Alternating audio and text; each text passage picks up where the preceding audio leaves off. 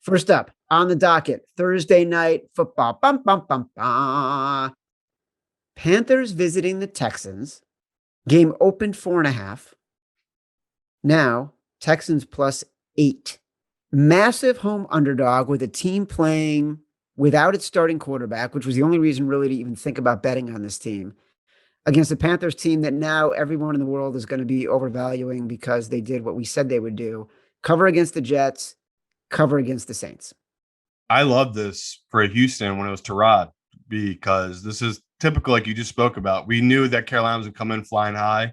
And, I thought, again, Texans played way better than I gave them any credit for. I thought Cleveland was going to really show up in that game. They didn't. Houston hung in that game the entire time. You want to talk about coach blunders, though? You should watch this clip of the Texans head coach. He had a penalty and he accepted it, and he had a 4th and 1.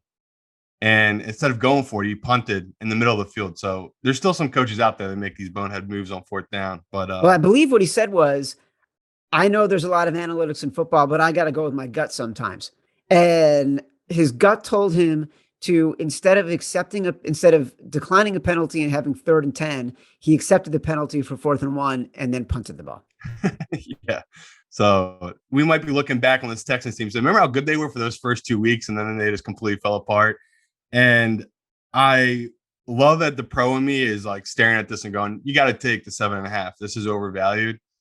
But because it's Thursday night, a lot of times I like to just think to myself, how likely is it for this team to cover this number? And when we're looking at Carolina, you kind of alluded to it. This defense, they might be for real with Carolina. They might have one of the better defenses in the league. They completely dominated the Saints team. I know the Saints team were missing a lot of their coaches, but that didn't look too fluky to me. The Carolina's game plan was really sound in that game. And Sam Darnold, your guy, he looked good in that game as well. And we're just looking about offense and the talent on both sides of the ball. I think there's a big advantage here with Carolina. Now you're taking Tyrod Taylor out and putting in, I think, a rookie quarterback for Houston. Yep. I don't know what they're gonna go with, but if it's the rookie, this is a bad situation, because he's gonna get maybe one practice this week before the Thursday game, because it's a short week for this team. Not good for Houston here in an upset spot. So it'll be rare for me to do the chalky plays, but I'm going to take this one here with Carolina. I'll take the -7.5. I made this number 8. Yeah, it's a look. I love this Carolina team. I love Matt Rule. We started thinking about them last year. It's a little bit like the Dolphins 2 years ago, where we knew the Dolphins in the sort of the last 12, 13 games of 2019, they were a team you could make money on. You could see in the effort. You could see in the way they were playing defense. You could see the way Brian Flores was coaching. They were going to be undervalued all year. I felt that way about Carolina last year. I thought we'd get a longer time period to enjoy some value on Carolina.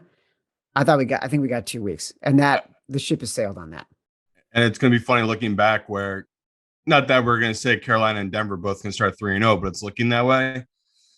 One of these teams is going to completely fall apart, because you're looking at the schedule. It goes, okay, Denver is going to beat the Giants. They beat the Jaguars. Now they beat the Jets. And then Carolina would beat the Texans. They would beat the Saints, and they would beat the Jets. So it's hard to gauge these 3-0 teams, where Carolina or Denver, it's kind of pick your poison there. One of these teams is going to fall off massively.